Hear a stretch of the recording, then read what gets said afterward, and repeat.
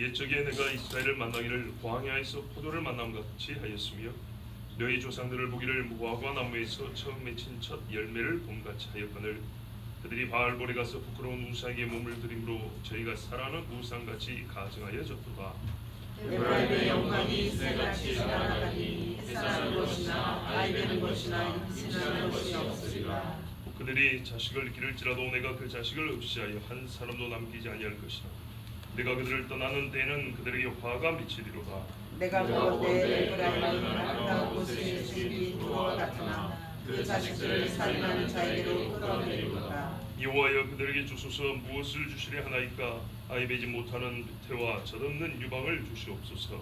그들의 모든 땅이 길가에 있으므로 내가 거기에서 그들을 미워하였다. 그들의 행위가 악함으로 내 집에서 그들을 쫓아내고 다시는 사랑하지 아니하리라. 그들의 지도자들은 다 반역한 자니라. 에브라임은 매를 맞아 그 뿌리가 말라 열매를 맺지 못하나니 비록 아이를 낳을지라도 내가 그 사랑하는 태의 열매를 주기리라. 그들이 듣지 아니함으로 내 하나님이 그들을 버리시리니 그들이 여러 나라 가운데 떠도는 자가 되리라. 아멘. 하나님이 이스라엘을 처음 만났을 때 매우 기쁘고 즐거웠습니다. 목마른 자가 광야를 걸었는데 포도농쿨을 봤어요. 이거는 사실 거의 있을 수가 없는 일이라고 합니다. 광야의 포도농쿨이라는요, 그건 있을 수가 없는 일입니다. 그런데 그토록 하나님께 기쁨이었다는 겁니다. 단맛과 신맛과 그 포도당 있죠, 영양분을 공급하는 생명이죠. 생명. 포도나무 광야에 있습니다. 무화과 나무는 뭡니까 여러분? 처음 맺힐 때, 우리 한국식으로 보릿고개 시기란 말이에요. 무화과 첫 과실이 맺힐 때, 끝물과 첫물이 있는데 초물이 맺힐 때는 봄이에요. 봄. 그래서 배고플 때 무화과 열매를 봤다. 이거는 정말 얼마나 큰 기쁨이었겠어요. 즐겁죠. 그렇게 하나님이 이스라엘을 봤어요. 아브라함과 이삭과 야곱을 그렇게 보셨다는 거예요. 너희 조상들을 내가 그렇게 봤다. 광야에서 포도나무 열매를 따먹는 것처럼 배고픈 자가 길을 가다가 초실 무화과를 따서 먹는 것처럼 얼마나 반갑고 좋아하는지 모르다. 예수님도 보세요. 무화과가 뭐 있는가 봤는데 없어가지고 저주하셨죠. 자, 그렇게 만나면 반가운 게 무화과 초실입니다. 자, 그렇게 누구를 봤어요? 이스라엘을 봤대요. 너희 조상들. 10절에 반복하죠. 이스라엘 그리고 너희 조상 그랬어요. 그러면 지금은 이와 극적으로 대조되는 말씀을 하십니다. 아무것도 찾을 수 없다고 생각했을 때 무화과 나무 열매를 보고 포도나무 넝쿨을 봤다. 꼭 그와 반대로 모든 것을 기대했으나 아무것도 찾을 수 없는 지경. 이제 다 되었다고 생각했는데 가서 보니까 찌끄러기 하나도 남아있지 않은 그런 상태.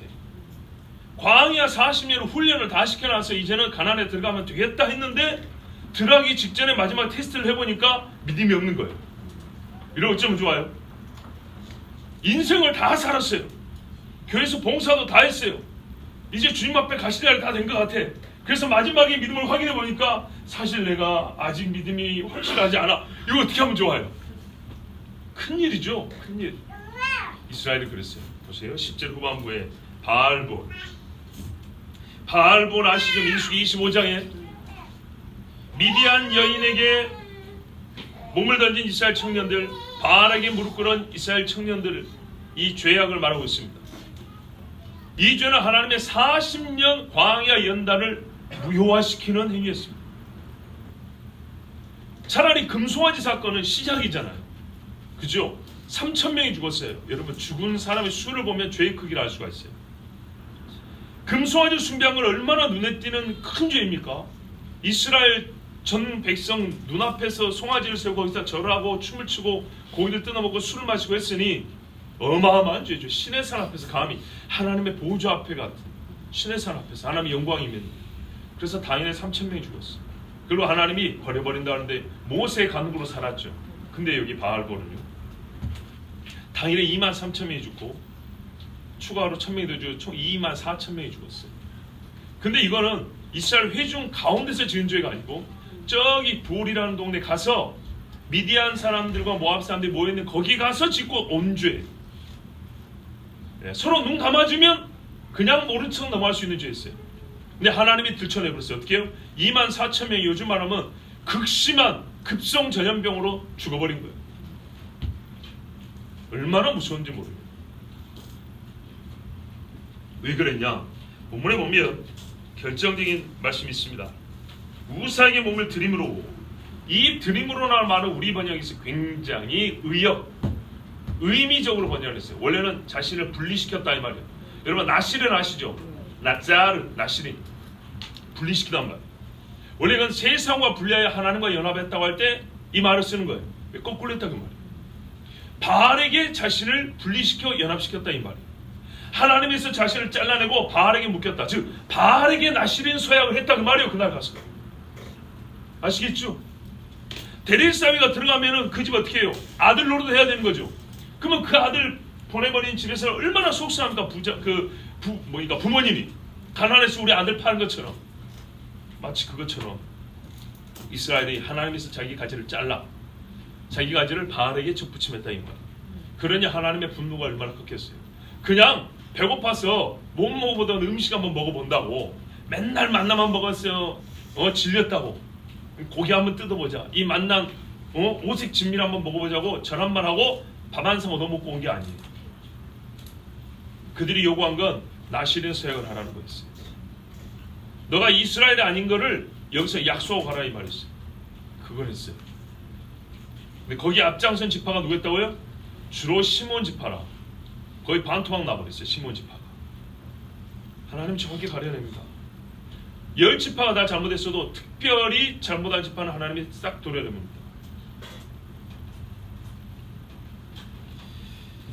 더욱 놀라운 게 뭐냐? 얼마 전에 제가 왜 바알 숭배와 아세라 숭배인가 한번 설교한 적이 있었죠. 있었습니다. 놀라운 게 뭐냐면 이날이 이스라엘 바알을 처음 만난 날이에요. 이스라엘 역사에서 공식적으로 개인은 알 수 있겠죠. 옛날에 가나안에서 좀 살다 온 경험이 있으니까. 그러나 애굽에서 430년 살았다 했어요. 430년 살면 애굽 신에게 물들었죠. 그래서 금송아지 만든 겁니다. 애굽에서 배워서.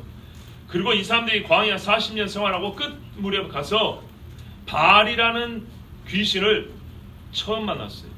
처음 만난 그날 자기 자신을 헌신해버렸어요. 즉 여기서 보면 바알이라는 것이 얼마나 사람을 미혹하는 힘이 강한 귀신인지를 알 수 있습니다. 굉장히 센 영입니다. 바알이라는 이름으로 사람을 미혹하는 악령, 교묘하고 매력적이며 사람을 한번 잡으면 놓아주지 않는 엄청난 힘이라는 걸 알아요. 이스라엘 역사를 이때부터 바벨론과 아수르에 끌려갈 때까지 이스라엘을 끌고 질질 끌고 다닌 영이 이 바알이에요. 그러니 바알은 바벨론이란 말이죠. 그래서 마지막까지 하나님이 바벨론 이 교묘하고 매력적으로 사람의 영혼을 끄는 바알을 따라갔더니 결국 어떻게 했냐? 수치스럽고 부끄러운 자가 되었다 그랬어요. 전에는 순전한 신부였기 때문에 하나님이 기뻐하셨는데 이제는 사랑하는 자와 같아. 그들이 하나님께 어떻게 해요? 이혼증서 놓고 바알에게 결혼식을 하고 왔어요. 이스라엘 청년들 바알하고 결혼식을 하고. 그래서 하나님 뭐래요? 너는 너의 사랑하는 자와 같아졌다. 하나님 보시기에는 바알과 너희가 동격이란 말이에요. 그래서 바알을 치는 것처럼 그 사람들을 치는 거예요. 왜? 나시는 서약을 하고 왔잖아요. 누구든지 자기가 사랑하는 것과 같아진다는 것을 아셔야 됩니다. 부부가 닮아가는 것은 전혀 이상한 것이 아닙니다. 가증한 것을 사랑하면 가증한 것이 됩니다.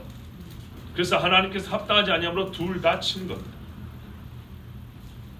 자, 그래서 어떤 결과를 초래했냐? 11절 이하에 참 비참하고 슬픈 이야기가 기록되는데 에브라임으로 볼 것 같으면 이제 영광이 새같이 날아간다 그랬어요. 무슨 말이냐? 새가요 체격이 작고 힘이 약하니까 보통의 새들은 기척만 날아도 팍팍 날아가 버리죠. 아주 놀래서 날아갑니다. 그죠? 큰 짐승들은요 잘 안 그래요. 하마 옆에 가지고 하품해 보세요. 걔가 꿈쩍이나 하는가? 안 해요. 그죠? 근데 참새는요 살기 위해서 그냥 순식간에 날아가요. 이 에브라임에게 주신 복들이 작은 충격에도 없어진다니. 조그만 소리에도 깜짝깜짝 놀라서 팍팍팍 사라져 없어진다. 대표적으로 어떤 거냐? 11절 출산입니다. 그죠? 해산하는 것, 아이 베는 것, 임신하는 것. 아이 베는 것, 임신하는 것 같은 말 같은데 그게 아니고 여기 아이 벤다는 것은 복중에 있는 상태입니다. 아이를 베어 있는 상태. 그 다음에 수태하는 순간. 거꾸로 말씀한 거예요. 우리 보통은 수정에서 임신 기간이 있고 출산하죠. 출산, 임신, 수태하는 순간까지 싹 없어진다. 무슨 말입니까? 살짝만 놀래도 애가 안 생긴다니. 조그만 몸에 병이 생겨도 임신이 안 된다니. 옆에서 너 툭 건네면 어머야 하고 유산해버린다는 얘기예요. 낳았는데 사산이. 애가 9달 잘 크고 곧 있으면 정상적으로 출산할 것이고 잘 돌았어요. 이제 진통도 와요. 그런데 어젯밤에 진통하고 오늘 아침에 아무 이상이 없어요. 뭔 통증이 없어. 나오긴 나왔는데 죽으네. 새가 날아가는 것처럼 작은 충격과 작은 건강 이상에도 생명이 끊어져 버려요. 여러분, 사람이 있음과 새 생명이 이어지는 일은 영광의 시작입니다. 사람이 없는 나라, 그 나라는 영광이 없습니다. 인기척이 없는 집은 흉가라 그러지, 그죠? 그 집에는요 영광이 없어요. 정말로. 에브라임은 유다와 더불어서 엄청난 수를 자랑하던 지파입니다. 그런데 지금 에브라임을 누가 부릅니까? 없어요. 에브라임을 부르지 않습니다. 수의 빈곤은 영광의 빈곤입니다. 영광이 날아가 버립니다. 이가봇이라 날아가 버립니다. 절대적입니다. 지금 중국도 후회한다잖아요. 과거에 아들 하나만 난다 그랬어요. 이민족은 2명, 한족은 1명. 지금 후회한다 그래요. 인구가 제일 많은데도 불구하고. 무엇 때문이냐? 옛날에 먹을 게 없어서 그랬거든요. 시간이 좀 지나고 나니까 사람의 수가 많다는 것이 나라의 힘이요, 영광이라는 것을 생각한 거예요. 피터 러크만이라는 목사님은 이 일을 교회에 이렇게 적용을 했어요. 이것은 또한 오늘날 열매는 맺지 못하고 입만 달린 교회들에 대해서도 마찬가지다. 처음에는 회심하는 것을 볼 수 없게 되고 다음에는 죄에 무뎌지는 것을 보게 됩니다. 급기야는 어느 누구도 영적인 것으로 감동을 받지 못하게 됩니다. 점점 없어지고. 처음에는 왜 이렇게 유산이 많은가 했어. 뒤에 가더니 애들이 속에서 기형이 되는 거예요. 안 자라요. 팔다리가 자라다 말아버려요. 나중에 임신이 안 돼. 이런 일이 계속 많아지는 거예요. 자, 보세요. 이게 어느 집이라 할 거 없어요. 솔직히 요즘 결혼한 집 치고 유산 안 한 집이 거의 없어요. 저희 어머니 세대도요. 저희 어머니도 사산 하나 낳았는데 죽은 애 있어요. 내가 그날 봤어요. 동생 난다고 좋다고 친구 데리고 와서 기다리고 낳았다고 들어가 봤더니 죽은 애. 유산해서 죽고. 우리 어머니 세대 때부터 특별히 더 심해요. 옛날에 못 먹고 가난할 때는요, 애를 10명씩 낳았어요. 그러다가 간혹 출산하다가 죽는 경우가 있죠. 근데 그거는 말 그대로 사고라고 할 수 있는 거예요. 사고라고. 어쩌다 한 번이니까. 의료시설도 변변치 않은 과거에 말이죠. 100년 전, 200년 전에. 근데 지금은요, 병원이 있어도 아이를 갖기가 어려워요. 무엇 때문일까요? 도대체 우리가 어디에서 이유를 찾을 수 있습니까? 의학적이라는 것은 원인이 발생하고 후에 결과를 보고 분석하는 것이지 최초의 원인을 알아낼 수는 없습니다. 하나님 앞에 죄가 많아지면서 생명이 줄어든다는 것은 만고불변의 진리입니다. 신앙적으로 마찬가지예요. 영이 죽어가고 영이 잉태를 못해요. 그래서 가르쳐줍니다. 이렇게 하면 안 된다고. 이것이 좋습니다. 그래도요, 복부에 기름이 차면 특별히 여인들 임신이 잘 안 된다 그래요. 배가 차워도 안 되지만 기름이 드글드글하면 많이 먹어가지고 이러면 임신 잘 안 돼요. 영적으로 말이죠, 차가운 심령, 영적으로 교만하게 기름이 가득 차 있으면 영적인 잉태가 안 되는 거예요. 말씀이 속에서 열매를 못 맺는 거예요. 자, 12절 보십시오. 그런다고 자식이 아예 없냐? 낳는 경우도 있어요. 그런데 어떻게 해요? 하나님이 없애버린대요. 한 사람도 남기지 않는다.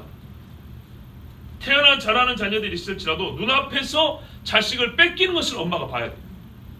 얼마나 고통스럽습니까? 마찬가지예요. 눈앞에서 내 자식의 영이 말라가는 것을 한번 봐보세요. 초등학교 때 기도하자마는 엄마 하면서 하나님 아버지 우리 엄마 아빠 이런데 내가 중학교 하니까 예배드리기 싫어요. 찬송 부르자니까 그래 하다가 교회에서 찬양팀 하자니까 이제 악기 다루고 싶어가지고 거기 앉아있다가 끝나면 멍하고 있다가 집에 와서 명절에 가서 기도하자 그러면은 기도 안 해. 고등학교 가니까는 주일 예배도 잘 안 올라. 대학교 하니까 냅두세요. 이제 내가 알아서 할게요. 즐겁습니까 어머니들이?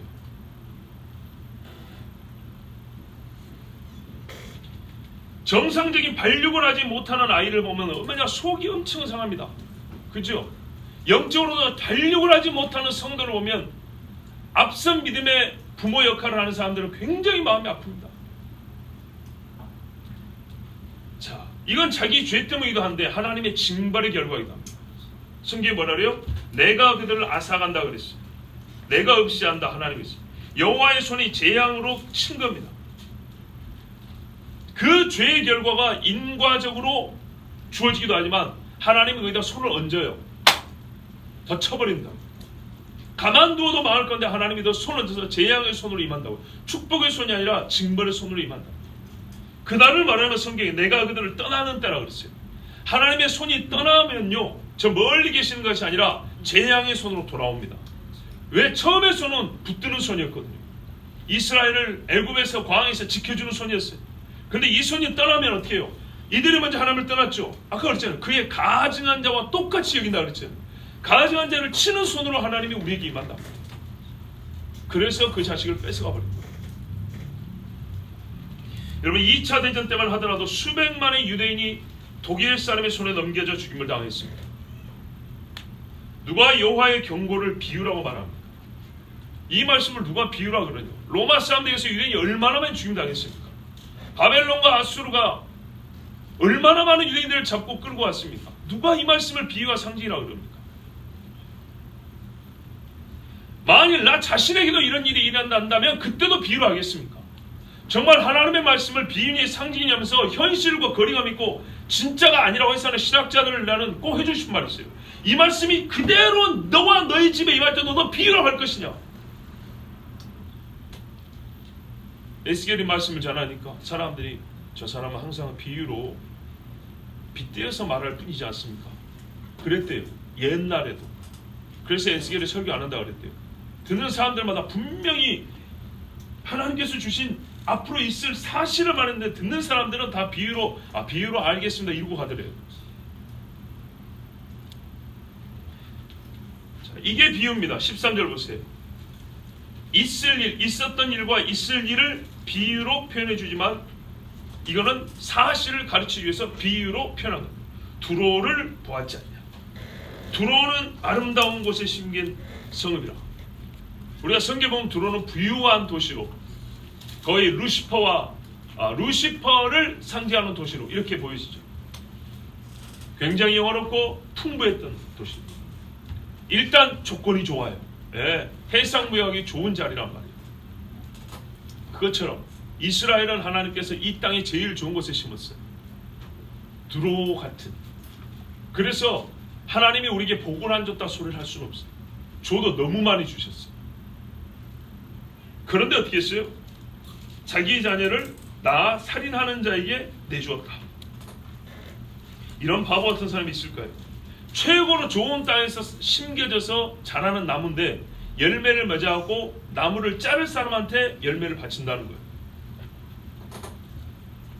교회가 한 사람을 얻기 위해서 애를 쓴 다음에 나중에 얻은 다음에는 하나님의 말씀이 아니고 세상에 그대로 영혼들을 내주는 것이 통으로 남은 통째로 종교다원주의에 교회가 그대로 넘어갑니다. 교단이 넘어가 버립니다.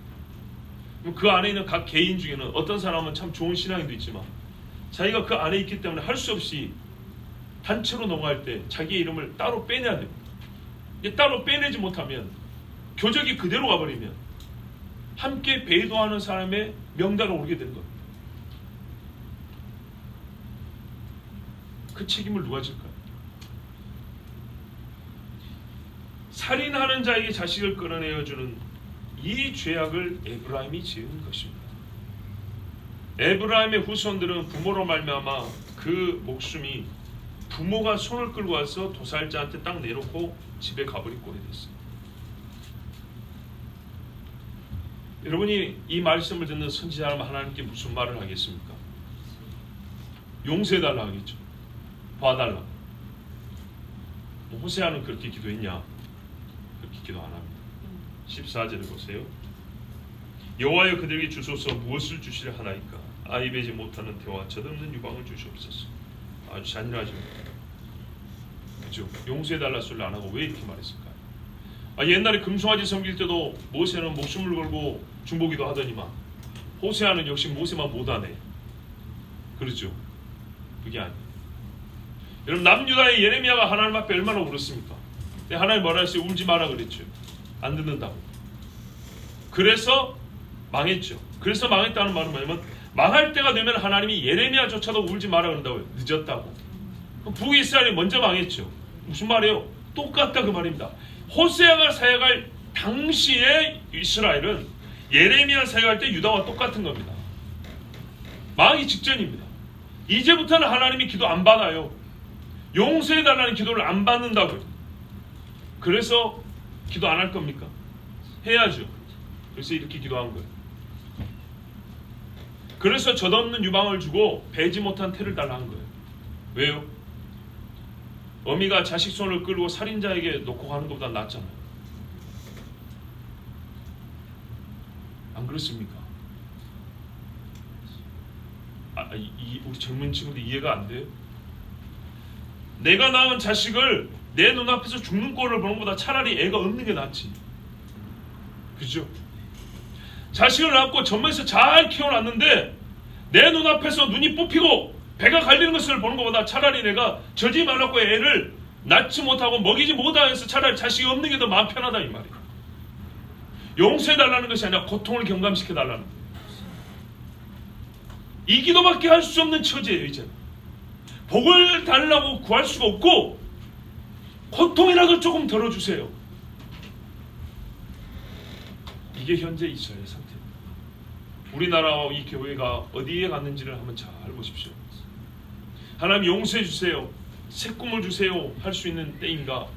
아니면 하나님 고통이라도 좀 덜어주시면 좋겠습니다 라고 해야 될 때입니다.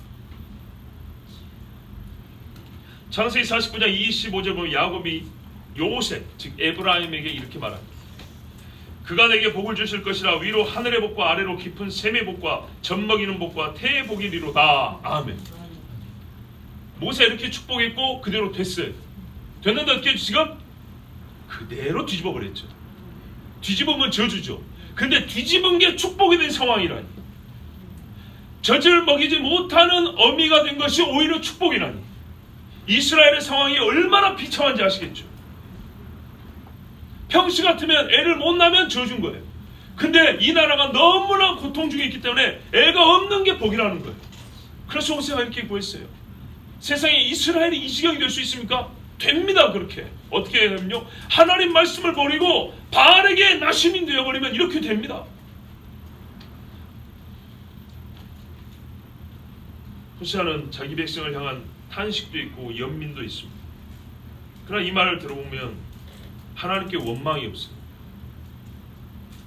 하나님의 의로우심을 부정하는 말은 한마디도 없어요. 다르게 표현하면 변화할 구석이 없다고. 판사, 검사였던 사람이 변호사가 되면 자기가 옛날에는 죄인이라고 몰아세웠던 사람은 이제 무죄인이라고 주장합니다. 돈 때문에. 그러죠. 참 이 악한 세상을 뭐라고 표현해야 될까요?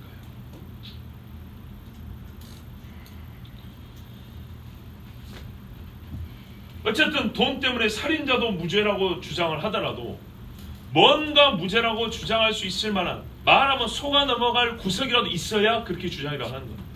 근데 이스라엘은요, 변호할 게 없어요. 변호할 게. 뭐가 좀 변호할 것이 남한 개라도 있어야 되는데 하나님 앞에 싹 드러나가지고 변호할 게 없는 거예요. 그러니까는 당연히 해야 되지만서도 어쩔 수 없이 하나님은 의로우십니다. 이들은 악하고 죽어야 됩니다. 그래서 변할 건 없고 죄는 100% 인정하고 형벌도 100% 인정하는데 다만 조금만 봐주십시오. 이렇게밖에 안 나오는 겁니다.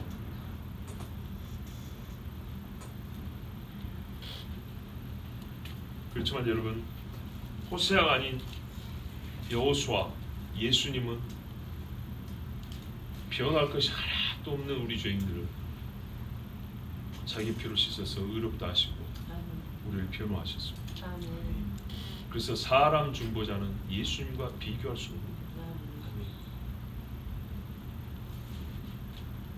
15절 이하에는 이스라엘 사람들이 바알볼과 필정할 만한 또 다른 죄를 지은 장소를 언급합니다. 길갈. 이 사람들의 모든 악이 길갈에 있다. 내가 거기서 그들을 미워하였다 했습니다. 행위가 악함으로 내 집에서 그들을 쫓아낼 정도. 자, 결과는 똑같죠.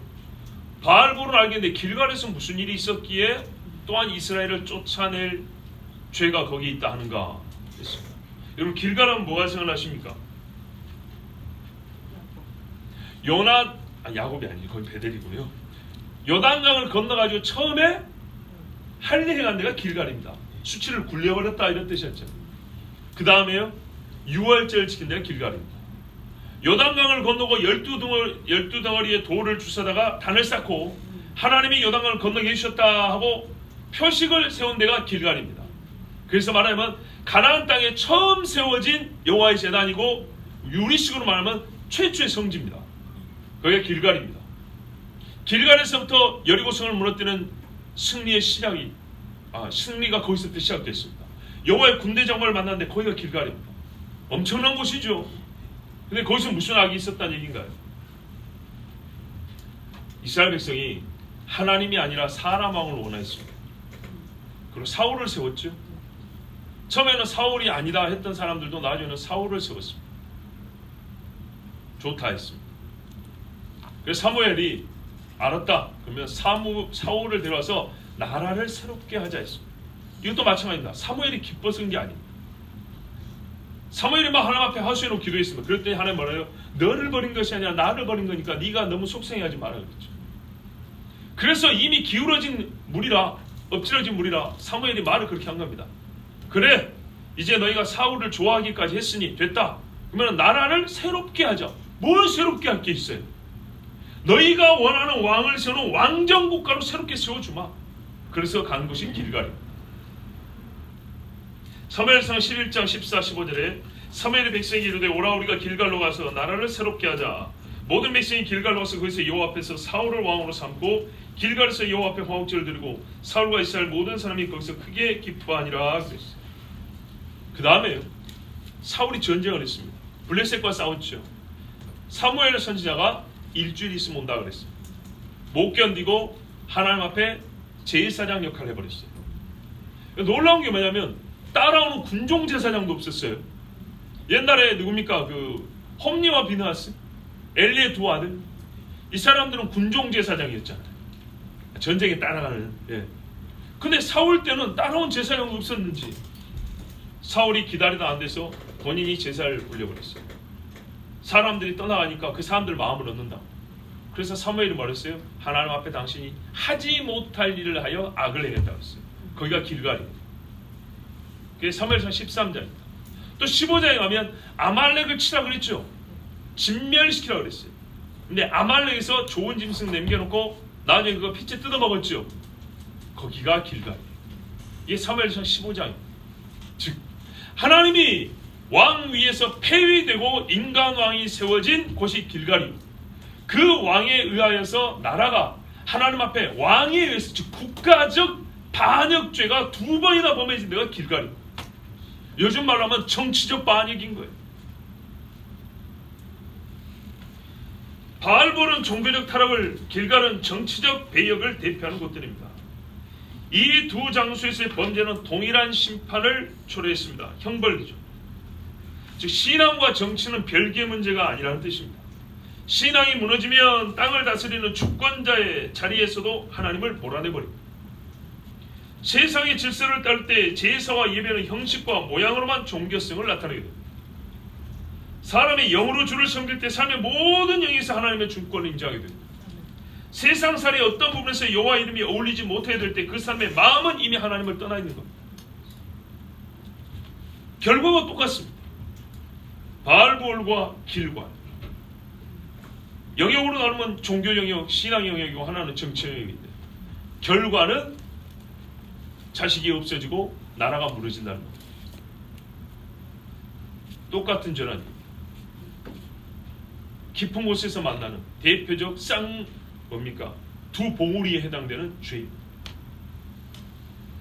16절에 보십시오. 길갈에 대한 죄가 그 형벌이 기록되어 있습니다. 에브라임은 얻어맞는다 했습니다. 매를 맞아서 그 뿌리가 말라 열매를 맺지 못한다. 참으로 그들이 아이를 낳을지라도 내가 사랑하는 태의 열매를 주기로 했습니다. 자, 앞에 바알볼의 사건에 하나님 저주하신 말씀은 똑같죠. 결국 똑같습니다. 여호와의 저주가 심히 무섭습니다. 다른 것도 아니고 이참에는 뭐 재물을 좀 뺏어간다거나 잠시 건강을 좀 가져가신다 그러면 되는데 우리 사람이 생각할 수 있는 제일 큰 벌이 자식을 데려가는 거 아닙니까? 하나님 앞에 죄는 이렇게 지어놓고 벌은 요만큼만 받으려고 이게 도둑놈식 거죠. 이 일 요만큼 하고 이만큼 받아가려는 것이 도둑놈식 한 것처럼 똑같은 겁니다. 후손이 끊어져 버립니다. 이스라엘 역사를 보면 정말 없어지고 말라버리고 끊어질 뻔한 일이 몇 번이었습니까? 유다서 12절에 보면 그들은 기탄 없이 너희와 함께 먹으니 너희의 애찬에 암초요 자기 몸만 기르는 목자요 바람에 불려하는 물 없는 구름이요 죽고 또 죽어 뿌리까지 뽑힌 열매 없는 가을 나무요 그랬어요. 죽고 또 죽다는 말은 뭐예요? 두 번 죽었다는 얘기죠. 완전히 죽을 때까지 쳐버렸다는 얘기입니다. 살아날 가망성이 없게 뿌리까지 뽑아버렸답니다. 그런데 가을입니다. 가을이 되었다 한들 뿌리를 치고 또 치고 잘라버리고 뽑아버리기까지 했는데 거기서 무슨 열매가 나오겠습니까? 마태복음 7장 19절에도 아름다운 열매 맺지 아니하는 나무마다 찍혀 불에 던져지리라 그랬습니다. 길갈에서의 죄가 이렇게 큰 형벌을 야기했습니다. 여기서 주목할 사실이 하나인데 우리 성경에 보면 있는 자는 더 얻고 없는 자는 그 있는 것까지 뺏긴다 그랬죠. 오늘 말씀도 마찬가지죠. 회개하지 않고 그 마음과 행위를 하나님께 돌이키지 아니하는 자는 왜 열매를 못 먹게 되냐 했더니 하나님께 매를 맞아서 그랬습니다. 자, 심지어 보세요. 매를 맞아 얻어맞았다는 얘기입니다. 하나님이 뿌리가 진액을 못 받아들이게 때려버립니다. 아까 보세요. 아이들도 보세요. 바알볼의 죄도 그랬죠. 하나님이 떠난 다음에 치는 손으로 다시 왔죠. 길갈도 마찬가지. 하나님 와서 그 뿌리를 계속 쳐버린다. 뿌리를 쳐요. 그러니까 이 나무가 열매를 못 맺는. 여러분, 무너진 예배를 슬퍼하고 여호와를 거스리는 정치를 탄식해야 합니다. 저주의 절정이 여기 있습니다. 17절입니다. 여호와께서 그들을 민족들 가운데서 떠도는 자가 되게 하리라. 그들은 하나님이 버려서 민족들 가운데서 떠도는 자가 될 것이다. 이스라엘 역사에서 열왕기상 17장부터 에스라 느헤미야 시대까지, 즉 엘리야 시대로부터 에스라 느헤미야 시대까지, 또 70년의 로마에 무너진 이후 1948년 이스라엘이 다시 세워질 때까지 이 말씀 그대로 이루어졌습니다. 그리고 열방에서 돌아오리라는 말씀도 지금 그대로 이루어지고 있는 줄입니다. 이것도 비유인가요? 하나님께서 주신 복은 전부 다 사실로 바꾸자 하면서 저주는 비유입니다. 그대로 일어났는데 이게 비유입니다. 이 단순한 진리, 그들이 내 하나님께 귀를 기울이지 아니하였으므로 버림받고 떠도는 자가 된다는 이 단순한 진리, 가인은 개인적 차원에서 보여줬지만 이스라엘은 민족적 단위로 보여줬어요. 세계의 역사 스케일에서 보여줬다고. 세계의 역사가 이스라엘을 다루고 있어요. 이방 민족들이 이스라엘이라는 민족에 대하여 이 말씀대로 그들에게 행했어요. 누가 부인할 수 있습니까?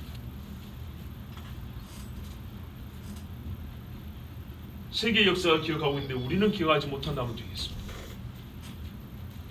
그러므로 여러분, 하나님께서 주시는 은혜의 날을 헛되이 보내지 마십시오. 오늘 말씀의 큰 특징이 또 하나 있는데 그게 뭐냐면 하나님께서 지금 영적 타락의 뿌리를 과거, 즉 이스라엘의 초기 역사에서 찾으셨다는 점입니다. 이 말은 현재는 과거와 절대적 상관관계에 있다는 것이고 과거부터 지금까지 아무 변화가 없었다는 뜻이기도 하고 시간이 지날수록 악의 악을 더하는 삶이 이스라엘에 있어 왔다는 겁니다. 즉 마귀에게 처음 내어준 틈이 나라가 망하기까지 벌어져 버린 것이고 작은 구멍이 무너진 담이 되어버린 겁니다. 원래 하나님과 이스라엘만 들어간 신혼 그 부부의 문이 도둑놈들에게 개방된 문이 되어버린 겁니다. 그러므로 여러분, 회개는요 현재로부터 생각나는 근처의 행위에 대해서만이 아니라 지금의 사고와 행위와 언어의 근원이 되는 사건, 너희가 어디서부터 떨어졌는지를 생각하고 있어요.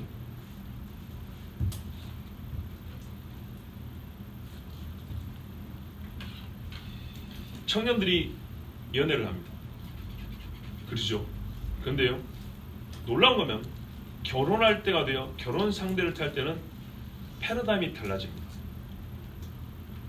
무슨 말이냐면 연애한다 생각하고 남녀가 서로 만날 때하고 이제부터 나는 결혼 상대를 찾는다 하고 만날 때는 다르다는 겁니다. 아닙니까? 첫사랑이다 결혼을 하시면은 뭐 이런 일이 없습니다. 근데 그렇지 않은 이상은 보통은 아주 천박하게는 재미로 만나본다 해서부터 시작했어요. 많이 만나보면 좋다라는 말도 안 되는 이 거짓말에 따라서 유혹되는 경우도 있고, 어쨌든 간에 언제부턴가 이제는 정말 결혼할 사람을 찾아야 되겠다 할 때는 다릅니다. 마음가짐이 다르죠. 그죠? 근데 신앙에는요 여기에 더 갑니다. 하나님께서 결혼에 대하여 뭐라고 말씀하셨지? 앞에까지는 세상 사람도 철들만 할 수 있는 생각이에요. 그런데 여기는 신앙이 맞추는 생각입니다. 내가 왜 그동안에 연애하면서 하나님 앞에 바른 모습을 보이지 못하고 왜 내가 가정을 이루지 못했을까? 내가 뭘 잘못했을까? 어디서부터 잘못됐을까? 하나님 말씀을 찾아본다. 처음부터 이런 생각을 하는 사람은 참 지혜롭고 복된 사람인데 그러지 못할 경우를 할지라도 이 생각을 합니다. 그때부터 달라집니다. 획이 그어진다. 자, 지금의 사고와 행위와 언어에 근원되는 사건, 시작점에서부터 모든 죄를 알아야 합니다. 그래야 회개가 되는 겁니다. 나 기억력이 1년치밖에 안 돼. 그래 봐야 바로 이와 1년에 벌어진 일이 30년 전부터 시작된 거란 말이죠. 이 뿌리가 그대로 있기 때문에 나는 반복하여 1년치를 회개하는 것을 죽을 때까지 해야 되는 겁니다. 근데 이걸 끊으려면 시작된 그 뿌리를 찾아서 뽑아내야 된다는 거죠. 도둑질하고 싶은 이 탐심을 뽑아내지 않냐고 엊그저께 도둑질한 건 생각나는데 10년 전에 도둑질한 건 생각이 안 나는 거예요. 그래서 엊그저께 도둑질한 건 회개했어요. 근데 탐심의 뿌리 뽑히지 않으니까 한 달 있다 또 도둑질하는 거예요. 전자팔찌 끌고 성폭행하는 사람들 있죠. 처음부터 하나님 앞에 간음의 죄를 회개하는 거기까지 가야 되는데 뭐 일말의 양심의 가책도 없지만은 혹 이 앞선 피해자한테 좀 미안한 마음이 있다 할지라도 그런 쪽으로 간음이 무엇인지 얼마나 무서운 죄인지를 모르면 또 반복하고 또 반복하는 겁니다. 그래서 시작점에서부터 모든 죄를 알거나 아니면 거꾸로 여기서부터 시작하여 우리가 보통은 기억력이 부족하기 때문에 차츰차츰 올라가는 방법으로 칠 수도 있어요. 앞에 있는 죄를 회개하고 이 앞에 이 죄가 어디서 시작됐을까? 아 그거였구나. 그 앞에 한 걸음 더 회개하고 이거는 이게 마지막일까? 아 그때 내가 그 말을 듣고 속았구나. 내가 그때 내 마음을 다스리지 못했구나 하면서 조금씩 더 나가면서 회개를 하는 거예요. 그러면요 내가 생각한 것보다 나의 죄가 엄청나게 많았다는 걸 깨닫습니다. 거품을 물고 하나님 앞에 울어도 다 아뢰지 못한다는 것을 깨닫게 됩니다. 그래서 진짜 화로가 나야 망하게 되었다가 저절로 나오게 됩니다. 내가 예상한 깊이보다 훨씬 더 깊이 들어간 죄의 구덩이를 알게 됩니다. 구덩이가 깊으면 빛이 안 들어간다는 거 아시죠? 너무 깊어서 빛이 들어갈 수 없을 정도로 내가 죄의 깊은 구덩을 갖고 있구나. 소리도 안 들립니다. 너무 깊은데. 그걸 깨닫게 되고 하나님 앞에 통곡하며 회개할 때에 그 심령의 변화가 일어납니다. 아멘. 이 경험이 있어요. 아멘. 오늘 본문을 주석하는 학자 중에 에스라 성경대학원 대학교의 김필회 교수님의 글을 보게 됐어요. 뭐 이 사람 저 사람 걸 볼 수는 없는데 그분 책이 오늘 손에 잡히더라고요. 그래서 좀 읽어봤어요. 근데 저하고 생각과 해석이 참 많이 같습니다. 근데 이거를 제 입으로 말하면 또 오해의 소지가 있어. 제가 그분의 글을 그대로 전합니다. 아마 들어보면 제가 평상시 하던 말과도 비슷한 내용들이 있을 겁니다. 좀 길지만은 그대로 인용하는 것이 좋을 것 같아서 들려드립니다. 선지자가 말하는 것처럼 이 김필회 교수님의 말을 한번 들어보십시오. 여호와께서 이스라엘을 당신 백성으로 선택하셨다는 사실은 분명 약속이 수반된 특권이지만 이러한 신학적 특권이 이스라엘에게 항구적인 구원을 자동적으로 보장해 주지는 않는다. 처음 사랑과 자랑스러운 전통은 이스라엘의 응답에 따라 먼 과거의 추억이 될 수도 있고 또 현재의 관계가 그 뿌리를 내리고 자양분을 흡수하는 기름진 땅이 될 수도 있다. 하나님의 말씀을 신실하게 실천하며 계약을 준수한다면 약속에 따라 구원과 축복이 주어지지만 단순히 계약 신학의 교리적 전통에 의존한다면 그분의 징계를 피할 수 없다. 우리에게 다 암암리 갖고 있는 거예요. 내가 옛날에 그랬었는데 설마 하나님이 그랬어? 내가 그래도 누구보다 나은데 그러겠어? 그래도 우리 옛날에 교리를 들어보면은 예정론 행하면 절대 버리지 않는다는데 그러겠어? 여러분 이 한 줄을 붙들면서 얼마나 신앙이 제 맘대로고 회개도 안 하고 숨기는 것도 많고 교만한지 몰라요. 여기 참 좋은 말이 있습니다. 전통이 자랑스러운 이유는 우리가 그 전통 안에서 생활하기 때문이다. 이스라엘이 자랑스러운 이유는 이스라엘로 살기 때문인 것이지 명함만 갖고 있어서 자랑스러운 게 아닙니다. 종교개혁의 전통을 주장하면서도 개혁자들의 정신과 가치관을 추종하지 않는다면 교회는 더 이상 개혁교회일 수 없다. 내용을 담지 못하는 간판은 남에게 보이기 위한 허구적 간판에 불과하다. 개인에게 있어서도 마찬가지이다. 하나님과 처음 만났을 때 뜨거웠던 감격을 모두 잃어버리고 추억을만 간직한다면 그러한 만남의 경험은 아무 의미가 없다. 신앙을 회고적으로만 이야기한다면, 이게 과거로만 이야기한다면 이는 죽은 신앙에 불과하다. 하나님께서는 오래 참으시지만 영원히 참지는 않으신다. 그분은 인내를 갖고 기다리지만 무한히 기다리지는 않으신다. 징벌을 유예하지만 죄에 무관심하지 않으신다. 그분은 죄로부터 떠나지 않는 이스라엘을 당신 집에서 쫓아낼 수도 있다. 인내를 무시하는 당신 백성을 버릴 수도 있다. 하나님의 긍휼과 인애와 사랑의 지나친 강조는 공의의 하나님을 잊게 만들기도 한다. 공의의 심판이 없다면 하나님의 용서와 사랑은 그 실체를 상실하게 된다. 공의를 떠난 사랑은 방종이나 무관심에 불과하다. 죄에 대한 책임이 추궁되지 않는다면 용서는 말장난에 불과하다. 피상적 사랑이 근거한 죄의 값싼 용서는 죄를 더할 뿐이다. 죄는 어떤 식으로 간에 대가를 치러야 한다. 죄의 무서운 세력과 심판의 무게를 통감한 사람만이 하나님의 인내와 용서와 사랑의 크기를 제대로 깨달을 수 있다. 아멘. 뜨거운 눈물을 한 바가지 흘린 사람이 하나님 사랑 그 피 무게를 아는 거예요. 이어서 이렇게도 말했어요. 호세아가 아까 중보기도 했지 않습니까? 중보기도라고 하기에는 너무 짧고 모세의 기도가 너무 대조되죠. 모세는 자기 목숨을 걸은 사람인데 호세아는 기껏 그 죽음에서 조금만 좀 봐달라는 거. 그래서 여기서 우리가 중보기도에 대해서도 깨달아야 한다고 이렇게 말했어요. 참 중요한 가르침에서 이거는 제가 생각하지 못한 그런 부분에서 여러분이 말씀드립니다. 중보기도가 언제나 가능한 것은 아니다. 하나님께서는 예레미야에게 중보기도를 금지를 명하셨다. 자, 여기까지 우리가 다 아는 거예요. 죄를 인정하지 않는 자들을 위한 중보기도는 차라리 하나님의 의지에 거슬릴 수 있다. 어떤 중보기도는 하나님하고 싸우자는 뜻일 수도 있다는 거예요. 죄는 연민의 대상이 아니라 심판의 대상이다.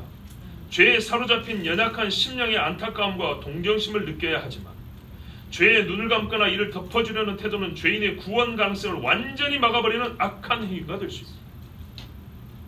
일방적인 목회적 위로와 중보는 자주 신자들의 영적 상태를 악화시킬 수 있다. 무슨 말이야? 목사들은 항상 좋은 말 해야 되는 거예요. 항상 긍정적인. 그 말이고 지옥 가게 한다는 거 아니야 이 말이에요. 이 교수님 말이. 참된 말씀 선포자는 때로는 고발자가 되어 죄의 은밀한 실체를 분명하게 폭로하고 죄로부터 벗어날 수 있도록 도와주어야 한다. 교회의 부패와 무능력에 때로는 중보기도를 대안으로 제시하는 경우도 있지만 우리 같이 중보기도 합시다 이렇게 끝내는 경우도 있지만 이는 현실을 호도하는 이에게 이기적 타협이나 당장의 아픔을 잠시 잊게 도와주는 마약에 불과할 수 있다. 병이 들었음에도 건강하다고 주장하는 자들에게는 값싼 위로보다는 냉정한 사실인식이 우선이다. 치유는 병의 심각성을 제대로 깨달았을 때만 가능하다. 아멘. 얼마 전에 딱 지난주에 있었던 일입니다. 사실 이 이야기를 별로 저는 할 생각이 없었는데 얘기를 좀 해달라는 요청이 있었습니다. 그래서 여러분에게 길게는 하지 않고 짧게 말씀드렸습니다. 우리 교회 오는 청년 어머니 아시죠?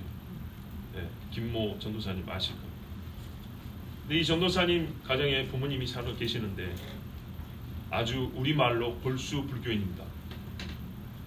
그리고 여기 아파트 이 뒤에 있는 이 아파트 재개발할 때 무슨 조합위원회 해가지고 막 알밖에 안 집에 가지고 땅 내라고 막 이렇게 투쟁하는 굉장히 투사적인 분들이었다는데 젊을 때.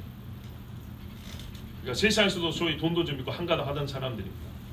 거기다가 그 집에 중이 있습니다. 중 집안입니다. 그 시아버지가. 그래서 아주 오래된 골수 불교 집안, 귀신이 왕노를 한 집안입니다. 근데 딸이 예수 믿고 들어왔으니 얼마나 눈에 가시겠어요. 거기다 전도를 한다니 이거 견딜 수 있겠습니까?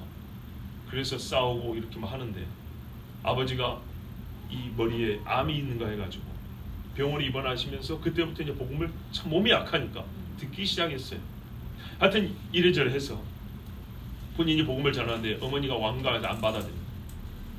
다른 목사님들 모시고 가서 했지만은 2번 다시 못 가겠다. 그 정도로 아주 강한 분이에요. 근데 그분이 제 휴가 마치고 왔는데 그래요. 부모님 세례를 좀 해달라는 거예요. 왜? 어째서 그러냐? 영접기도를 따라 하기까지 왔다는 거예요. 그래서 목사님 와서 세례해주면 좋겠다. 본교이든 아니든 신자라면 세례 주는 건 당연한 거고 나도 기쁜 일인데 영접기도를 따라 했다는 게 무슨 의미입니까? 그랬어요. 예수님을 믿는다는 얘기입니다. 성경의 사도행전에 예수께서 하나님의 아들이심을 믿는 자는 물이 있음에 아무 거리낌이 없다고 세례받아요. 물이 있어서 세례가 아니라 예수께서 하나님의 아들이심을 믿어야 합니다. 그랬더니 자신이 없는 거예요. 아까는 세례달 해놓고 그렇게 보세요. 성경이 중요한 거예요. 명확한 사실인식. 자식도 부모의 믿음을 확증 못하는데 남인 제가 어떻게 가서 그 믿음을 확신하고 세례를 주냔 말이에요. 예수 이름으로. 어떻게 삼위일체 하나님으로 세례를 줘요? 그래서 주저하고 있다. 그렇죠.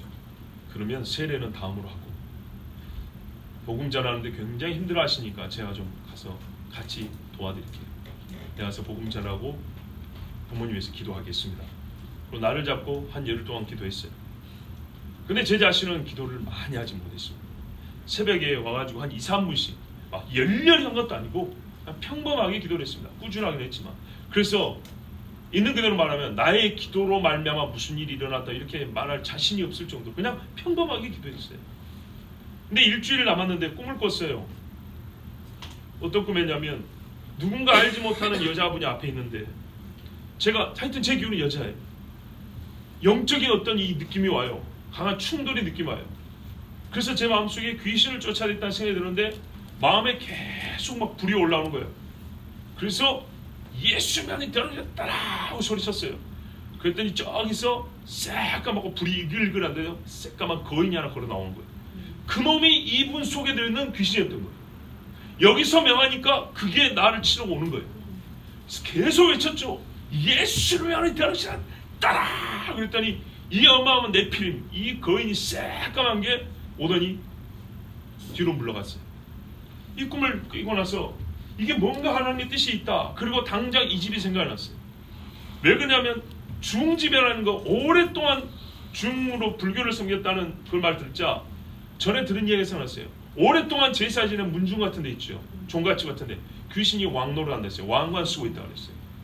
웬만해서는 안 나간다고 어마한 것들입니다. 제 자신이 있는 어린 반푼일지도 없고 근데 하나님이 이 꿈을 통해서 하나님이 하실 일을 보여줬다고 확신을 갖게 됐어요. 그리고 당일이 됐는데 내가 오늘 나의 힘은 없다는 건 내가 확신한다. 왜? 내가 그래서 막 불같은 기도를 한 것도 아니니까. 그러나 오늘 만약에 기도 중에 악한 영이 드러나면 끝까지 간다 오늘. 예, 기도 준비 많이 했으니까 오늘 단만히 깰 거야 이런 마음을 없고, 약하지만 내가 끈질기게 물고 늘어질 거다. 그래서 끝내는 이기고 올 거다. 이 작정을 하고 이제 둘이 차를 타고 출발했어요. 가던 중에 이야기를 했어요. 여러 가지 이야기를 하는데 그 중에 하나 이겁니다. 오늘 이 김필 교수님 말입니다. 값싼 위로가 아니라 냉정한 사실인식이 있어야 한다. 본인의 집안의 영적인 상태에 대하여, 부모님의 영성에 대하여 냉정한 사실인식이 있어야 한다. 시골에는 다 이웃간이고 친족간이라서 죽을 때가 되면은 교회를 그렇게 욕하고 예수님 사람 핍박했던 사람들도 살고 싶어서 막 발버둥을 친다. 그때 교회인들이 친족이니까 찾아가서 기도 한 번도 하지 않고 좋아지네요 이런 아주 인간적인 값싼 위로만 하는데 아무 소용이 없고, 오히려 죽습니다, 죽으면 지옥입니다 이 말하는 사람을 바짓가를 잡고 늘어진다더라. 우리 아버지 경험이 그렇다. 그리고 나를 위해서 기도해달라고 그 많은 복음을 전하고 거기서 눈물로 회개하고, 그리고 하루나 있다가 죽은 사람이 한두 사람이 아니다. 지금 당장 부모님이 돌아가시는 하지만은 부모님의 현 상황에 대해서 정확하게 인식을 하시고 그거를 있는 그대로 말해야 된다. 우리의 삶이 무엇이고 얼마나 험한 것이며 우리가 죽으면 어디로 가는지 그걸 확실하게 말해줘야 된다. 그거를 빼면서 단짝지근한 복음 아니다. 옛날에는 전도하면 예수 믿고 천당 갑시다라는 단순하지만 확실한 복음이었는데 지금은 교회 갑시다 교회 갑시다 이거 전도 아니다. 우리 아버지가 이번에도 와갖고 그 소리 하고 가셨어요. 그게 전도냐? 예수 믿고 구원받으시다가 전도지 어떻게 교회 갑시다가 구원이 복음이냐? 물론 교회를 통해서 복음을 듣게 되지만 교회를 안 가더라도 병상에 누워있는 사람은 거기서 예수를 믿어야 될 거 아니야 이 말이죠. 하여튼 냉혹하지만은 현실인식이 분명해야 된다. 그랬더니 이 전도사님이 맞습니다 이러고 갔어요. 그 외에도 많은 얘기를 했지만 하여튼 갔어요. 아버지는 누워 계시고 어머니가 방에서 나오시는데 나는 깜짝 놀랐어요. 어떤 목사님이 2번 다시 못 간다 하는데 저를 보는 얼굴이 굉장히 밝은 거예요. 웃지는 않았지만 뭔가 마음에 기쁨이 있다는 걸 느꼈어요. 야, 여기서부터 하나님의 역사가 시작되는구나 생각했어요. 여러분, 그 집에 갔더니 깜짝 놀랐어요. 큰 발이 하나 있어요. 요만해 발이. 그림이에요. 그 발을 보는 순간 꿈이 딱 생각났어요. 거인발이에요, 거인발. 가까이 가서 봤더니 발 안에 또 여러 가지 문양이 있어요. 이게 뭡니까 했더니 부처발이래요. 인도에 가서 사왔대. 인도에 가서. 돈이 있는 집이에요. 한국식으로 하면, 우리 식으로 하면 이스라엘 성지순례 하듯이 인도 간 거예요. 거기 갖고 부처발이라고 기념으로 이만한 걸 사가지고 거기에다 붙여놨어요. 이야, 저걸 오늘 뜯어야겠는데. 첫 만남에서. 그러나 하나님이 꿈으로 가르쳐 주셨죠. 이건 확실히 계시라는 확신이 있었어요. 그 불교 골수 집안인데 거기서 예배를 드는데 50분 예배를 드렸어요. 설교만 한 40분 한 거예요. 그리고 기도를 4번 5번씩 통성 기도를 했어요. 소리 크게. 그러고 났더니 이 아주머니가 목사님에서 찢어버려야지 그러면서 그거 찢어버리는 거예요. 그 딸 전도사님이 너무 좋아가지고 세상에 이럴 수가. 거기다 부적을 또 몇 장 갖고 왔어요. 한국 조잡한 부적은 노란 종에다가 휘갈게 쓴 거죠. 거기는 칼같이 두꺼운 부적이에요. 아주 고급 종에다가 문양도 아주 돈이 좀 많이 든 부적이에요. 그것도 2장 같이 태웠어요. 그리고 또 있다 그래요. 차츰차츰 누룩을 끄집어내야겠죠. 자, 그런데 앞에 보니까 이집트 가서 또 사온 그림이 있어요. 그건 물론 사람 그림이지만 그 이집트의 피라미드 앞에 그 왕족들 그림 그걸 본뜬 그림이에요. 그렇지만 뭔가 영적으로 안 좋죠. 딱 저것도 애매하다. 그리고 근데 나중에 들어보니까 저 간 다음에 그것도 뜯어보고 태워버렸대요. 얼마나 감사한지 몰라요. 그런데요, 오늘 이 집에 반드시 승부를 내고 가겠다고 갔어요. 나에게 대단한 능력이 있다는 것도 아니고 분명히 제가 그걸 고백을 했어요. 만나는 사람마다 고백을 했어요. 나 기도 그냥 평범하게 하고 가서 뿌듯한 마음도 들지 않았다. 솔직히 그날 뿌듯한 마음 들지 않았어요. 뿌듯이라는 거는 내가 수고한 소기의 성과를 거뒀을 때 뿌듯이잖아요. 달리기 연습을 많이 하고 달리기 1등하면 뿌듯하잖아요. 공부 열심히 하고 10대에서 1등 올라면 뿌듯하잖아요. 근데 뿌듯하지 않았어요. 왜? 뿌듯하려면 내가 기도를 많이 했었어야 되는 거예요. 근데 나는 기도를 많이 안 했기 때문에 뿌듯한 것도 없고 마치 옆에서 이렇게 구경하는 것 같았어요. 하나님이 손 들어서 손만 딱 들었더니 나는 이렇게 했는데 하나님이 뻥 쳐버린 거예요. 그러니까 내가 혼자 깜짝 놀랐어요. 나는 손가락만 까딱 했는데 왜 핵번치를 맞은 것처럼 이 집에 일이 일어나는가. 그래서 제 스스로가 당황을 했어요. 이런 일이 일어날 수 있는 건가. 그래서 묘사하기를 나는 그냥 옆에서 가만히 구경하고 왔다. 하나님이 하시는 구경하고 왔다. 거짓말하는 진짜입니다. 자, 요 이야기를 안 하고 싶었어요. 근데 꼭 해달라고 하시는 분이 있어서 오늘 지금 하는 겁니다. 이런 이야기를 좀 나눠주세요 하는 분이 있어서 오늘 지금 하는 겁니다. 뭐 이게 은혜가 되든지 안 되든지 그건 각자 들으시면 되는 겁니다. 근데 이 이야기가 왜 오늘 말씀과 상관이 있냐. 이분들이 봐보세요. 여러분이 평생 동안 70년 이상을 돌상 앞에 촛불을 키우고 거기다가 재물을 바치고 사는 사람을 생각해보세요. 일평생을 어려서부터 노인 될 때까지. 그리고 자기의 신앙을 상징하는 것들이 집에 가득한데 그 중에 대표 가보 1등 1호가 거기 있었단 말이에요. 제일 큰 거실을 걸어놓잖아요. 그거를 그 자리에서 찍는 게 가능하겠냐 이 말이죠. 누가 와서 우리가 일평생인데 우리 집에 가보나 성경을 태우면 여러분 가만두겠어요? 안 되죠. 이게 내 손으로 이걸 태울 수 있겠어요? 안 되죠. 근데 이 일이란 걸 우리가 예수를 믿으니까 별거 아닌 것 같이 보지만 귀신에게 사로잡힌 사람에게는 이거 진짜 사슬이 끊기는 일이에요. 엄청난 사건이에요. 그게 사람의 힘으로 되냐? 안 되는 거죠. 근데 이 전도사님도 저를 같이 가자고 초대할 때는 얼마나 마음이 긴장이 되고 떨고 참 고민이 많이 됐겠어요.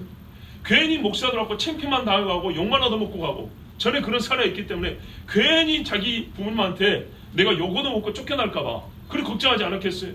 근데 하나님께서 약속을 하시고 하시는 일에 분명하게 그냥 그대로 했어요. 우상은 돌일 뿐입니다. 당신들이 섬긴 것은 나무일 뿐입니다. 아무것도 아닌다고 있는 그대로 말했어요. 괜히 하나님은 당신들을 사랑하시고요. 하나님 우리 굉장히 사랑하세요. 지금 아픈 병도 치료해. 이런 이야기 안 했어요. 당신들이 70년 이상 섬겨온 건 다 귀신입니다. 나무요 돌입니다. 그거 믿으면 지옥 갑니다. 있는 그대로 선포했어요. 있는 그대로. 하나님의 역사를 기대하려면 하나님 말씀 그대로 말하는 겁니다. 그러면 하나님이 일을 하십니다. 때가 더딜지라도 이러든 저러든 우리는 해야 할 일을 하는 건 되는 겁니다. 그 당장에 무슨 효과가 있든지 없든지 그거는 나의 일이 아니요. 우리가 하는 말, 해야 할 말을 하는 것. 오늘 김필희 교수님 말처럼 값싼 위로보다는 병이 들어서 건강 주장하고 침상에 누워있는 사람한테 죽음을 계속 얘기했어요. 얼마나 듣기 싫겠어요. 자기 자식보다 어린 목사가 와가지고 첫 만남에 죽음 얘기하는데 얼마나 듣기 싫겠어요. 그렇지만 그 자리에서 뭘 얘기하려. 죽어가는 사람 보고 죽음이 아닌 뭘 얘기하려. 근데 하나님께서 복음을 들으면 고쳐줍니다. 예수를 믿으면 하나님이 건강해 줍니다. 예수를 믿으면 이 가정이 하나님 빛을 비춰줍니다. 나는 그것을 믿습니다. 문제는 뭐예요? 예수를 믿으라는 거예요. 귀신을 보면 예수를 믿으라는 거예요. 오늘 말씀이 뭐래요? 끝에 가서 나왔죠. 너희가 여호와의 말씀을 버렸으므로예요. 버렸으므로. 다른 이유가 없어요. 뭐 사회적으로, 경제적으로, 뭐 심리적으로 이런 소리 할 거 없어요. 그 모든 것은 하나님의 말씀을 버리는 하위 단위의 문제. 하나님의 말씀을 버리는 것부터 시작하는 거예요. 거꾸로 여호와의 말씀을 찾는 것부터 다시 회복이 되는 거예요. 하나님의 말씀을 찾으면 영이 강건해지고 육이 강건해지고 생각이 건전해지고 생활 방식이 달라지고 인간관계도 달라지고 모든 것을 바라보면 눈이 달라지는 거예요. 닫혔던 터도 열립니다. 반드시 열립니다. 여호와께 능치 못하심이 있겠느냐.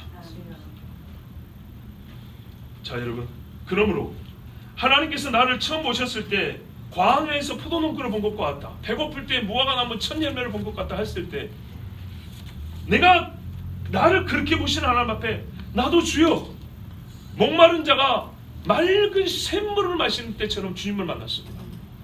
깜깜한 어둠 속에서 갈바를 보는데 하늘에서 새층의 내비처럼 광선으로 주님을 만났습니다. 이랬으면 여러분 이거 바뀌지 마세요. 하나님 말씀 한 번 지켜봤더니 너무 즐거웠다. 그러면 100을 지키기를 애를 쓰셔야지. 하나 맛봤으니까 이제 끝났다. 나 교회 맛 봤어. 이러고 끝나면 안 됩니다. 그럼 마귀의 미끼가 될 수도 있습니다. 내가 주를 처음 만났을 때 감격을 단지 처음 시간의 추억으로만 갖고 있지 마시고 연상하신 여호와의 은혜를 구하고 아멘. 변함없는 하나님 앞에 변함없는 사랑과 믿음을 보이십시오. 아멘. 이것이 우리의 생명의 복입니다. 아멘. 우리 같이 기도합니다.